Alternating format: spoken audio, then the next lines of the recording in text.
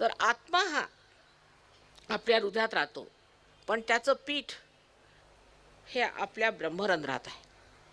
पीठ तिथे आहे, पण तो मानवाच्या हृदयात राहतो. जेव्हा कुंडलिनीचं जागरण होतं तेव्हा हे पीठ जागृत झाल्यामुळे आत्म्याचा प्रकाश आपल्या चित्तात येतो. आत्म्याच्या प्रकाशाने आपल्या सर्व नसनसामध्ये एक नवीन तऱ्हेचं प्रेरित झालेलं चैतन्य वाहू लागतं.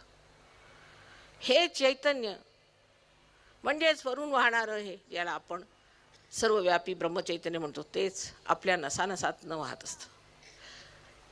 त्यावेळेला असं लक्षात येतं की देवाने आपल्याला एक कॉम्प्युटरसारखं बनवलेलं आहे आणि सगळं प्रोग्रॅमिंग आतमध्ये केलेलं आहे.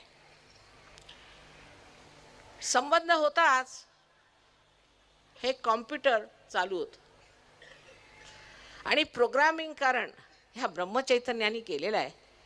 त्याच्यामध्ये दुमत नाही.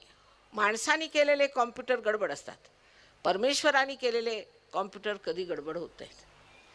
तर हे कॉम्प्युटर चालू झाल्याबरोबर जो कोणताही तुम्ही प्रश्न विचाराल त्या प्रश्नाचं खरं किंवा खोटं उत्तर तुमच्या हातावर येतं.